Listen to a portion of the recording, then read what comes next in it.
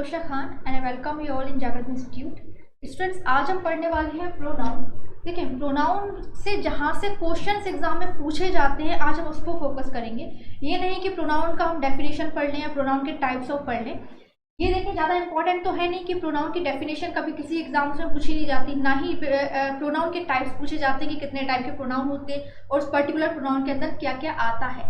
लेकिन जितने important points हैं जो प्रोनाउन से रिलेटेड इंपॉर्टेंट हैं, जहाँ से आपके क्वेश्चंस बनते हैं, आज हम उस पर फोकस करेंगे कि प्रोनाउन के किन किन पॉइंट्स से या किन किन रूल से क्वेश्चंस बनते हैं और क्वेश्चंस पूछे कैसे जाते हैं। सबसे पहला और इम्पॉर्टेंट जो रूल है जो प्रोनाउन से रिलेटेड है वो है हमारा 2-3-1। बहुत ही ज़्यादा इंपॉर्टेंट है। जब भी प्रोनाउन से क्वेश्चन से आता है, अगर 1 नंबर का प्रोनाउन से क्वेश्चन आएगा तो ज़्यादातर चांसेस ये बनते हैं कि आपके इस पर्टिकुलर रूल से, इस पर्टिकुलर पॉइंट से आपके क्वेश्चन पूछे जाते हैं। तो एक होता है 2-3-1 और एक होता है 1-2-3। बहुत ज़्यादा इंपॉर्टेंट है कि 2-3-1 क्या है और 1-2-3 क्या है।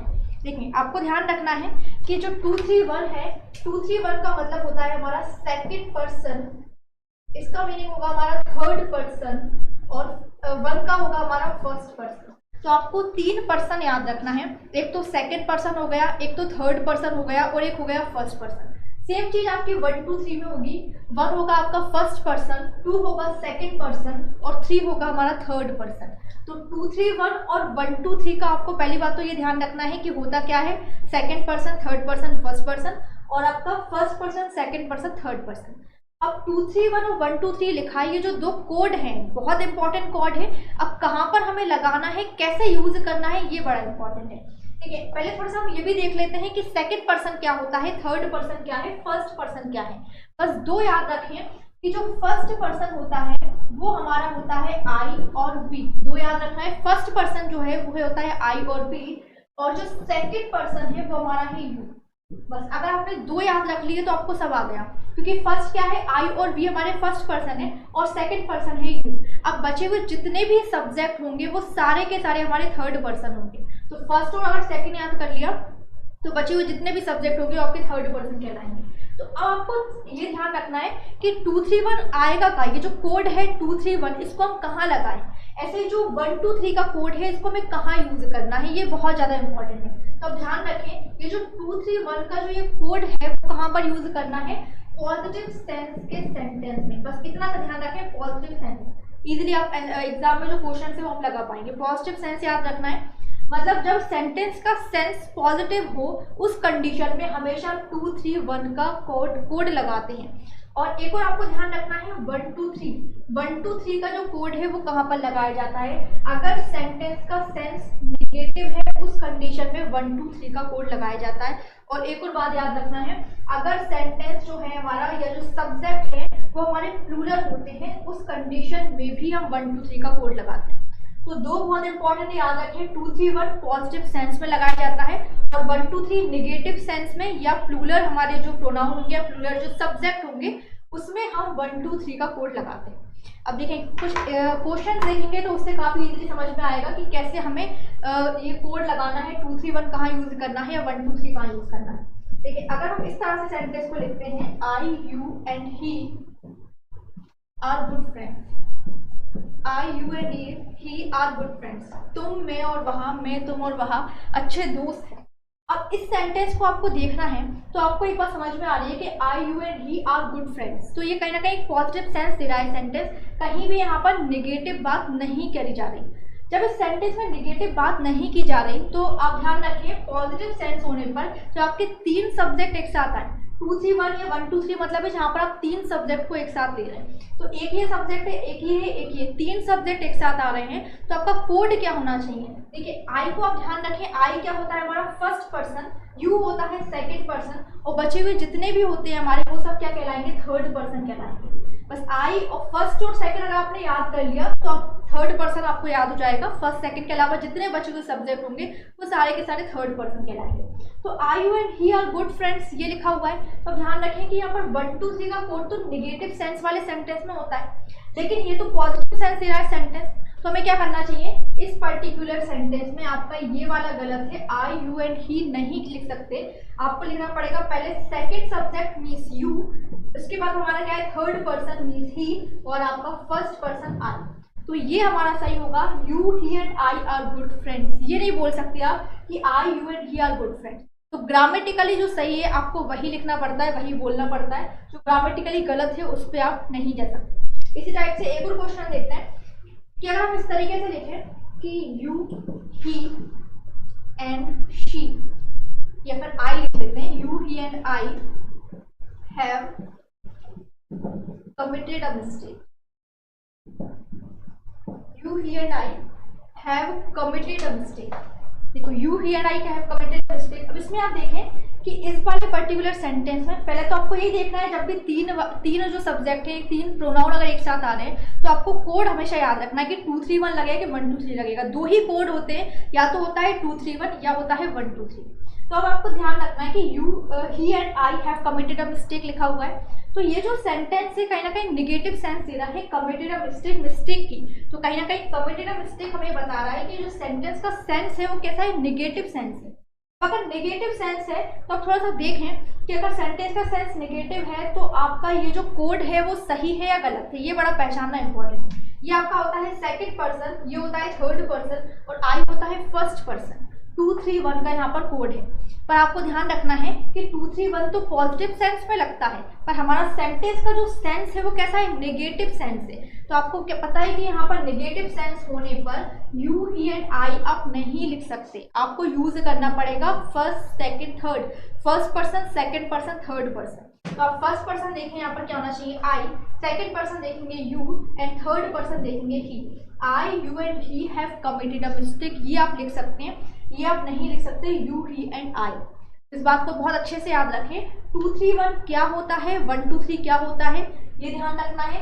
कब कब हम इनका यूज करेंगे इसको भी याद रखना है कि कब आप इसका यूज कर सकते हैं, कब आप इसका यूज कर सकते हैं। एक और देख लेते हैं प्लूरल से रिलेटेड कि किस तरीके से हमें यूज करना है। अगर हम ये लिखें you we and they, you we and they are going to attend the party, are going to attend the party. अब इसमें आप देखें सेंटेंस में कि यहाँ पर क्या आपको लग रहा है, क्या यहाँ पर एरर होना चाहिए। जब भी 3 सब्जेक्ट एक साथ आ जाएं तो आपको बहुत अच्छे से याद रखना है कि आपको क्या कोड यूज करना है, ये बड़ा इंपॉर्टेंट हो जाता है।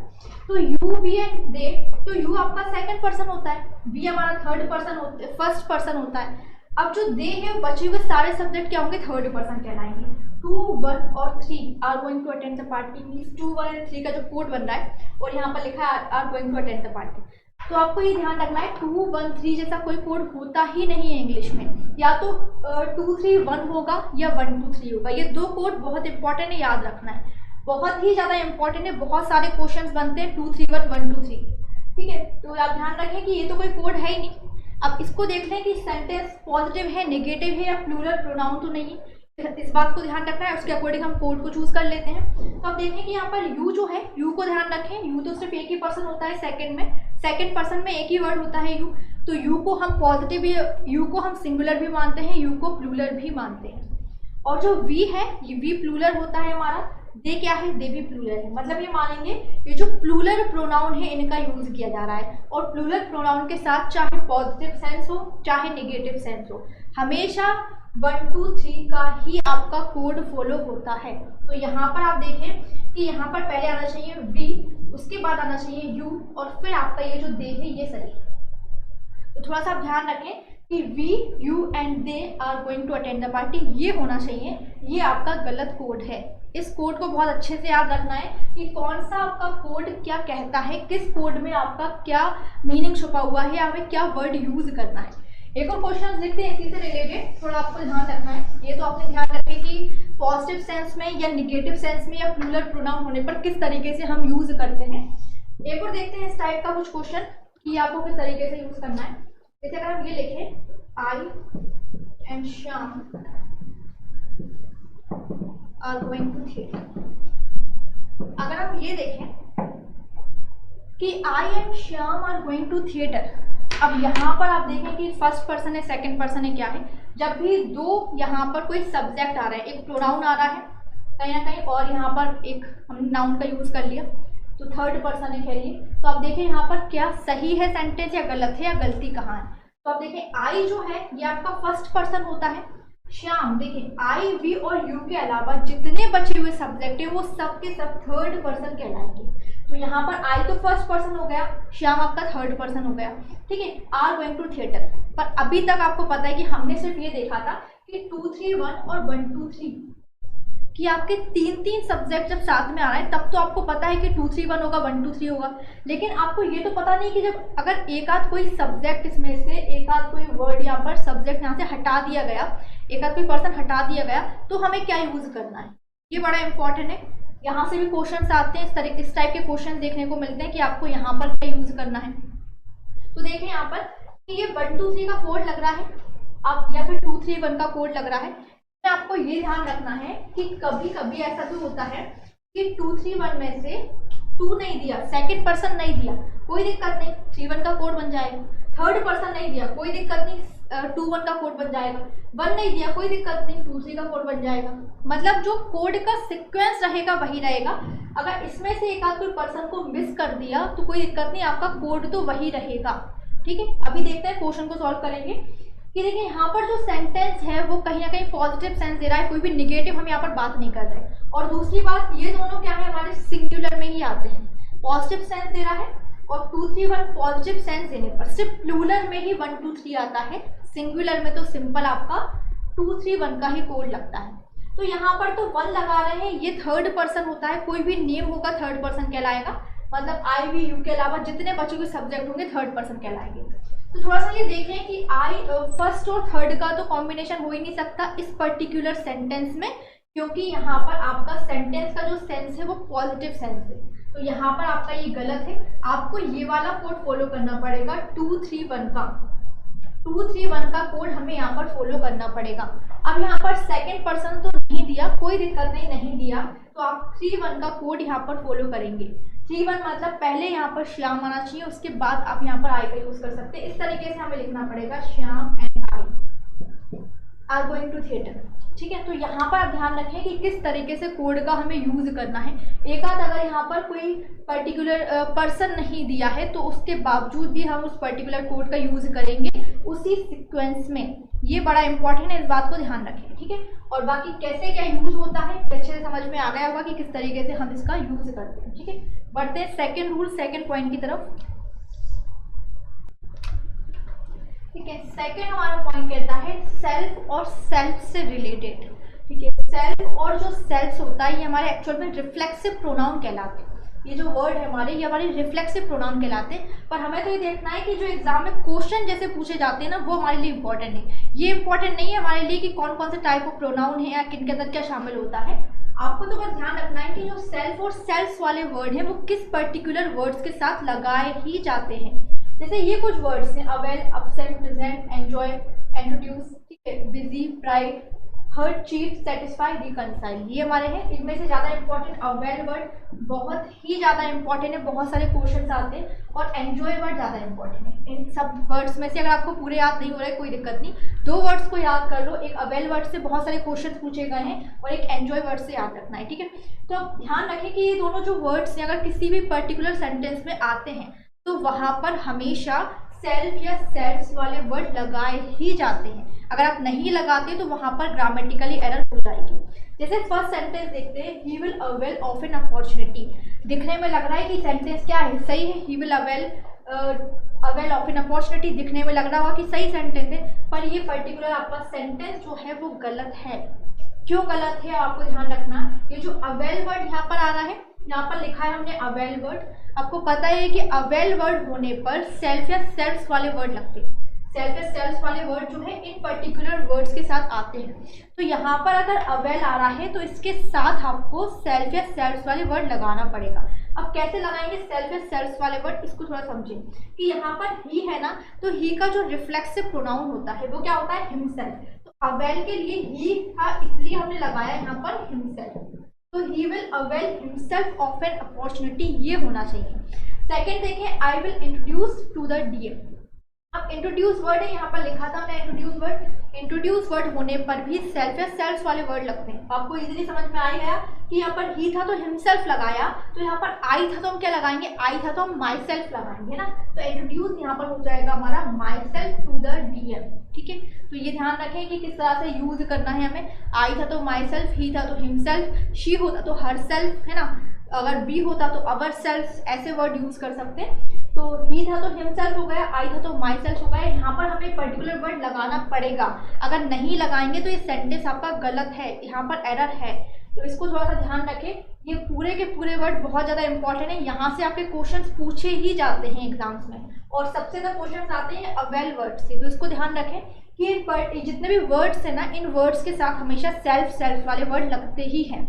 लेकिन कभी कभी ऐसा भी देखने को मिला है कि इन वर्ड्स के साथ सेल्फ या सेल्फ वाले वर्ड नहीं लगते हैं, उसको भी हम थोड़ा सा पढ़ेंगे कि कभी कभी ऐसा देखने को मिला है कि अब्सेंट है, प्रेजेंट है, एंजॉय है, इनके बाद ऐसा भी देखने को मिला है कि नहीं लगते कभी कभी सेल्फ या सेल्फ वाले वर्ड। ऐसा नहीं कि हमेशा ही लगेंगे। तो वो कंडीशन क्या है, वो कंडीशन हम थोड़ा सा देखेंगे। यहाँ पर तो हमने देखे कि इन वर्ड के साथ लग रहे हैं सेल्फ या सेल्फ, तभी इनको हम सही मान रहे हैं। अब एक और ध्यान रखना है, इसी का हम थोड़ा सा एक्सेप्शन मान सकते हैं कि एक्सेप्शन है, इसी का सेकंड पॉइंट मान के आप लिख सकते हैं कि if the object is already present in the sentence, अगर किसी सेंटेंस में इन द सेंटेंस, अगर किसी सेंटेंस में ऑब्जेक्ट ऑलरेडी प्रेजेंट है तो आपको क्या करना है। If the object is already present in the sentence, अगर किसी सेंटेंस में जो ऑब्जेक्ट है वो ऑलरेडी प्रेजेंट है, तब हम क्या करते हैं। जैसे क्वेश्चन लिखेंगे समझ में आएगा, आई एंजॉयड द पार्टी। अब ये है आई एंजॉयड द पार्टी। अब इसको आपको देखना है, यहाँ पर तुमने लिखा था कि एंजॉय हो, इंट्रोड्यूस हो, इन वर्ड्स के साथ तो लगते ही हैं सेल्फ या सेल्फ वाले वर्ड। क्या हम ये लगाएंगे I enjoyed my self the party, क्या हमें ये लगाना चाहिए? गलत हो जाएगा अगर हम माई सेल्फ यहाँ पर लगा लेंगे तब। तो आप कैसे पहचानेंगे कि ऑब्जेक्ट सेंटेंस में प्रेजेंट है या नहीं? ये बड़ा कंफ्यूज करता है पहचानना कि कैसे पहचाने कि ऑब्जेक्ट प्रेजेंट है या नहीं। तो बड़ा आसान सा है, जब भी आपको ये प्रीपोजिशन दिख जाए, जब भी आपको ये जो वर्ड्स लिखे हैं ना, इन वर्ड्स के बाद अगर आपको ये प्रीपोजिशन दिख जाए, ऑफ हो सकता है, टू हो सकता है, इन हो सकता है, फोर हो सकता है, कोई भी प्रीपोजिशन अगर आपको दिख रही है इन पर्टिकुलर वर्ड्स के बाद, तो आप ध्यान रखें वहां पर हमेशा सेल्फ या सेल्फ लगता ही है। और दूसरी बात, अगर यहाँ पर कभी भी हमें कोई प्रीपोजिशन नहीं दिख रही, एंजॉय वर्ड यहाँ पर लिखा गया है लेकिन यहाँ पर कोई प्रीपोजिशन है ही नहीं, एंजॉयड के जस्ट बाद क्या लिखा हुआ है, एंजॉयड के बाद लिखा हुआ है द पार्टी, तो यहाँ पर कोई प्रीपोजिशन है ही नहीं। अगर नहीं है तो समझ जाएं कि यहाँ पर ऑब्जेक्ट है, ये वर्ब जो है ना, वर्ब के जस्ट बाद क्या है, ऑब्जेक्ट प्रेजेंट है। उस कंडीशन में कभी भी हम यहाँ पर इन वर्ड्स के साथ कोई भी सेल्फ या सेल्फ वाले वर्ड नहीं लगाते हैं, मतलब रिफ्लेक्सिव प्रोनाउन का यूज हम नहीं करते। तो आसान है, खैर ये ज़्यादा कुछ टफ नहीं है, आपको ये वर्ड्स याद रखना है।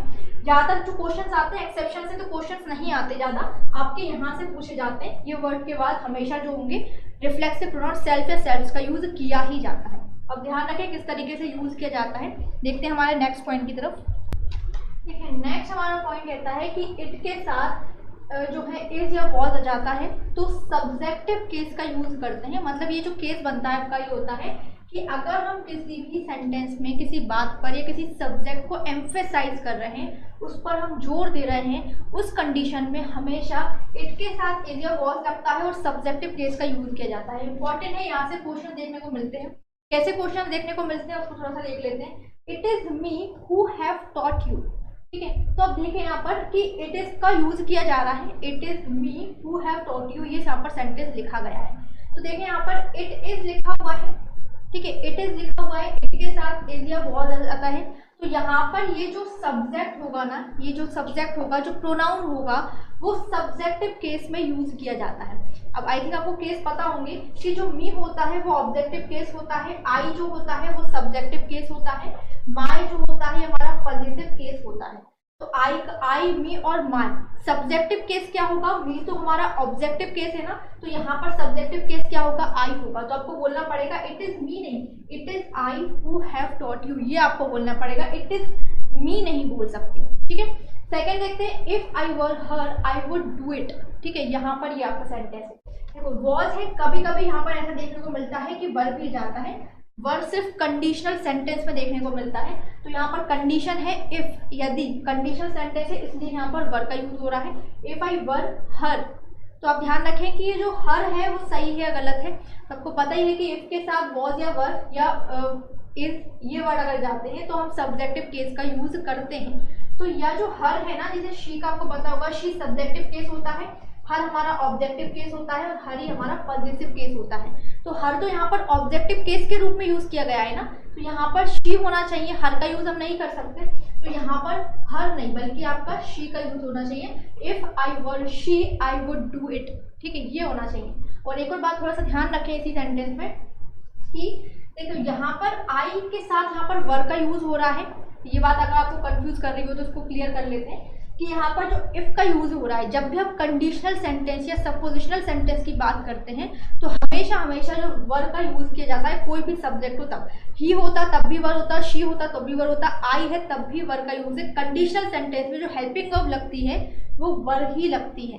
तो if I were she I would do it. और एक और बात ध्यान रखना है, जो यहाँ से क्वेश्चंस बनते हैं कि it is I who have taught you, ये यहाँ पर लिखा है। इसमें आपको एक और बात ध्यान रखना है कि जो हैव है ना वो इसके अकॉर्डिंग आएगा। मतलब कई बार क्या होता है ना कि यहाँ पर आर का यूज कर देते हैं, इज का यूज कर देते हैं। आपको एक बात ध्यान रखना है, जो WH वर्ड होते हैं उनको हम रिलेटिव प्रोनाउन कहते हैं। तो रिलेटिव प्रोनाउन के पहले वाले सब्जेक्ट के अकॉर्डिंग ही हमारी हेल्पिंग वर्ब या वर्ब चूज होती है। तो यहाँ पर आई था तो आई के लिए यहाँ पर हैव है, ही होता तो ही के लिए हैज हो जाता, या फिर शी होता शी के लिए हैज हो जाता, इट होता हैज हो जाता। जो भी हमारे सब्जेक्ट होंगे उसी के अकॉर्डिंग ही हम यहाँ पर हेल्पिंग वर्ब को चूज करते हैं। तो इस बात को ध्यान रखें। यहाँ से आपके क्वेश्चंस आते हैं subjective case, objective case, passive case. याद रखना है कि यहाँ पर हमेशा क्या होगा, सब्जेक्टिव केस के अकॉर्डिंग लगेगा। जैसे मी नहीं बल्कि आई, हर नहीं बल्कि शी। तो ऐसे वर्ड आपको याद रखना है कि किस तरीके से हम इनका यूज करना है। ठीक है, तो नेक्स्ट देखते हैं हम। नेक्स्ट पॉइंट क्या होता है हमारा, जो यहाँ से क्वेश्चंस आपके पूछे जाते हैं वो है हमारा कि लेट वर्ड हो, लाइक वर्ड हो, अनलाइक वर्ड हो, एक्सेप्ट वर्ड। ये कुछ वर्ड है, लेट हो, लाइक हो, अनलाइक हो, एक्सेप्ट हो, बिटवीन। अगर ये कुछ हमारे वर्ड्स है ना कि लेट है, लाइक है, अनलाइक है, एक्सेप्ट है, बिटवीन है। अब इनके बाद हमें कैसा यूज करना है, मतलब कैसे प्रोनाउन यूज करना है। क्या वो सब्जेक्टिव केस में होना चाहिए या ऑब्जेक्टिव केस में, पॉजिटिव केस में, कैसे होना चाहिए। तो ये जो वर्ड है ना, लेट हो, लाइक हो, अनलाइक हो, एक्सेप्ट हो, बिटवीन हो, यहाँ पर जो हमारा केस आता है वो हमेशा होता है ऑब्जेक्टिव केस। यहाँ पर हमेशा ऑब्जेक्टिव केस लगना चाहिए। अगर लेट वर्ड है, लाइक है, अनलाइक है, एक्सेप्ट है, बिटवीन है, इनके साथ हमेशा ऑब्जेक्टिव केस का ही यूज किया जाता है। अब ऑब्जेक्टिव केस का यूज किया जाता है, जैसे क्वेश्चन हम देखते हैं कि let he do this work, उसे ये काम करने दो, let he do this work. अब यहाँ पर देखें कि let he do this work, let word यहाँ पर आ रहा है, लेट वर्ड यहाँ पर आ रहा है, तो इसके बाद आने वाला जो प्रोनाउन होगा, इसके बाद आने वाला जो प्रोनाउन होगा वो हमेशा ऑब्जेक्टिव केस में होना चाहिए। तो लेट के बाद तो यहाँ पर ही है, ही तो सब्जेक्ट के रूप में आता है ना, ही हमारा सब्जेक्टिव केस होता है, इसका ऑब्जेक्टिव केस हिम होता है और इसका पॉजिटिव केस हिज होता है। ये ध्यान रखना है कि subjective case, objective case, positive case. तो यहाँ पर जो ही है वो तो सब्जेक्टिव केस है, जबकि लेट के साथ तो क्या होता है, ऑब्जेक्टिव केस का यूज किया जाता है। तो यहाँ पर ही नहीं, ही यहाँ पर सही नहीं है, बल्कि हम यूज करेंगे let him do this work. Let he do this work नहीं होना चाहिए। जैसे सिंपल सा आपने ये सुना होगा कि हम इस तरह से बोलते हैं let's play, let us play, let's play. तो यहाँ पर कभी ये यूज नहीं करते कि लेट बी प्ले, ये तो यूज नहीं करते, हम लेट अस प्ले यूज करते हैं। क्यों? क्योंकि लेट वर्ड के बाद हमेशा ऑब्जेक्टिव केस फॉलो होगा। सेम चीज लाइक के साथ होगी, अनलाइक के साथ होगी, एक्सेप्ट के साथ, बिटवीन के साथ होगी। इसी तरह हम ये देखें कि he looks like her, he looks like her, वह उसकी तरह दिखता है। अगर हम ये लिख रहे हैं he looks like her तब तो ठीक है, लेकिन अगर आप इसी सेंटेंस को ये लिख रहे हो he looks like she तो आपका गलत हो जाएगा। तो आपको हमेशा ये जो वर्ड है इनके बाद आने वाला आपको केस देखना है, इनके बाद आने वाला प्रोनाउन आपको देखना है कि क्या वर्ड यूज होगा, she होगा, her होगा, क्या यूज होना चाहिए। सेम चीज ये जो लेट वर्ड था इसके बाद ऑब्जेक्टिव केस, लाइक है, लाइक के बाद ऑब्जेक्टिव केस यूज होगा, ठीक है। आपको ध्यान रखना है कि किस तरह से ऑब्जेक्टिव केस या सब्जेक्टिव केस यूज होंगे। नेक्स्ट वीडियो में हम बिल्कुल ये देखेंगे कि सब्जेक्टिव केस क्या होता है, ऑब्जेक्टिव केस क्या होता है। अगर आपको इसमें कंफ्यूजन हो रहा हो कि सब्जेक्टिव केस कैसे यूज कर रहे हैं या ऑब्जेक्टिव केस कैसे यूज कर रहे हैं, तो अगर आपको थोड़ा सा आइडिया है तो आप ध्यान रखें कि ऑब्जेक्टिव केस क्या है। हर ऑब्जेक्टिव केस होता है, हिम जो होता है वो ऑब्जेक्टिव केस है, इस तरह से हम यूज करते हैं। तो अगर ये वर्ड है लेट हो, लाइक हो, अनलाइक हो, एक्सेप्ट हो, बिटवीन हो, इन्हीं के बाद हमेशा ऑब्जेक्टिव केस ही यूज किया जाता है। तो आई होप कि आपको ये अच्छे से क्लियर हो गया होगा। नेक्स्ट पॉइंट देखते हैं, ठीक है। नेक्स्ट है हमारा कि एज और देन। एज और देन अगर आपको दिखता है तो एज और देन के साथ हमेशा सब्जेक्टिव केस यूज किया जाता है। मतलब आपको ध्यान रखना है if comparison between two subject, अगर दो सब्जेक्ट के बीच में अगर आप तुलना कर रहे हैं और एज और देन आ रहा है तो हमेशा सब्जेक्टिव केस ही यूज किया जाता है। अब देखिए सेंटेंस देखते हैं, he is as fat as me, ठीक है। यहाँ पर एज का यूज कर रहे हैं और आपको पता है कि एज के बाद सब्जेक्टिव केस का यूज किया जाता है, पर मी जो होता है ये हमारा ऑब्जेक्टिव केस होता है, तो मी का यूज हम यहाँ पर नहीं कर सकते, हमें यहाँ पर यूज करना पड़ेगा आई का। तो आप ये बोलेंगे he is as fat as I, me का यूज नहीं कर सकते। सेकंड क्या है, you are taller than I. आपको देखना है सही सेंटेंस या गलत है। तो देखिए देन का यूज हो रहा है, देन के बाद आपको पता है कि सब्जेक्टिव केस का ही यूज करते हैं और आई तो सब्जेक्टिव केस ही है, और अगर आई सब्जेक्टिव केस है तो मतलब हमारा ये जो सेंटेंस है, ये वाला सेंटेंस क्या है, बिल्कुल सही है, यहाँ पर कोई भी एरर नहीं है, बिल्कुल सही सेंटेंस है, you are taller than I. तो आपको ध्यान रखें कि एज और देन आने पर हमेशा सब्जेक्टिव केस का ही यूज किया जाता है। जब हम दो सब्जेक्ट के बीच में कंपैरिजन कर रहे हैं, तुलना कर रहे होते हैं, तो हम जनरली एज और देन का यूज करते हैं और सब्जेक्टिव केस का ही यहाँ पर यूज किया जाता है। आई होप कि आपको ये अच्छे से क्लियर हो गया होगा कि कैसे यूज करते हैं हम सब्जेक्टिव केस का या ऑब्जेक्टिव केस का, कहाँ कहाँ पर हमें यूज करना है सब्जेक्टिव केस, ऑब्जेक्टिव केस, या पर्टिकुलर सेल्फ या सेल्स वाले वर्ड कहाँ पर यूज करना होगी, 2 3 1 1 2 3 का कोड क्या है, कैसे यूज करना है। तो आई होप कि आपको ये सब अच्छे से क्लियर हो गया होगा। अब देखते हैं कुछ क्वेश्चंस जो कि एग्जाम से पूछे गए हैं और एग्जाम से कैसे क्वेश्चन पूछे जाते हैं ये भी आपको आइडिया लग जाएगा, और हमें सॉल्व कैसे करना है, जितने हमने रूल्स पढ़े हैं उनसे हमें क्वेश्चन को कैसे सॉल्व करना है, इसको हम देखते हैं। तो देखिए ये हमारे कुछ क्वेश्चंस हैं, इनमें आपको सोचना है कि कहाँ पर एरर है, कहाँ पर हमारी ग्रामेटिकली एरर है, कहाँ हम करेक्ट कर सकते हैं। फर्स्ट देखें, good students like you and he should study regularly. आपको ये बात पता है कि यहाँ पर हमें एक वर्ड दिख रहा है, लाइक वर्ड दिख रहा है। आपको ये पता है कि लाइक वर्ड के बाद जो प्रोनाउन यूज किया जाता है वो हमेशा क्या होगा, ऑब्जेक्टिव केस में यूज किया जाता है। तो लाइक के बाद जो प्रोनाउन आएगा ऑब्जेक्टिव केस होना चाहिए। देखिए यू का ऑब्जेक्टिव केस क्या होता है, यू ही होता है, और ही का ऑब्जेक्टिव केस क्या होता है, हिम होता है। तो यहाँ पर जो एरर है वो बी वाले पार्ट में है, good students like you and him should study regularly, ये होना चाहिए, यू एंड आर ही नहीं कर सकते। सेकंड देखते हैं, if I were him I would not do this.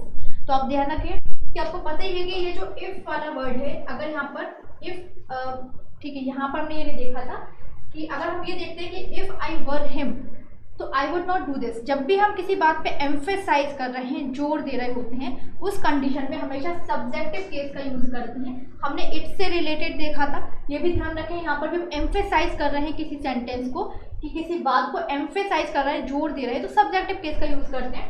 तो इफ आई वर हिम नहीं, बल्कि if I were he I would not do this, ठीक है। नेक्स्ट क्लास में कुछ और जो प्रोनाउन से रिलेटेड जो रूल्स बचे हुए हैं उनको हम कवर करेंगे, तो जैसे सारे के सारे जो क्वेश्चंस हैं वो आपको इजीली क्लियर हो जाएंगे कि हमें कैसे इनको सॉल्व करना है। थर्ड देखते हैं, you he and I are in the wrong. तो ध्यान रखें कि यहाँ पर second person, third person, first person है, और लेकिन यहाँ पर तो रॉन्ग की बात कर रहे हैं। जब सेंटेंस का सेंस निगेटिव होता है तो हमेशा 1 2 3 का कोड लगता है, तो इसको आप ध्यान रखें क्या होना चाहिए, ये आपका पहले आएगा आई, सेकंड होगा यू और थर्ड होगा ही। फर्स्ट सेकंड थर्ड 1 2 3 का कोड लगेगा, ठीक है। नेक्स्ट देखते हैं, between you and me I am in the best position. तो between you and me I am in the best position, तो सेंटेंस बिल्कुल सही है आपका, यहाँ पर कोई भी एरर नहीं है। तो इस तरह से आपको ध्यान रखना है कि किस तरीके से हमें प्रोनाउन के क्वेश्चन सॉल्व करना है, कैसे हमारे यहाँ पर रूल्स फॉलो किए जाते हैं। तो इसको आप बहुत अच्छे से क्लियर रखें कि कैसे आपके जो प्रोनाउन के रूल्स हैं यहाँ पर फॉलो किए जाएंगे और कैसे हमें उनका यूज़ करना है। नेक्स्ट वीडियो में हमारे जो कुछ प्रोनाउन के और जो इंपॉर्टेंट रूल्स हैं उनको हम कवर करेंगे। तो आई होप कि आपको ये वाली वीडियो काफ़ी हेल्पफुल लगी।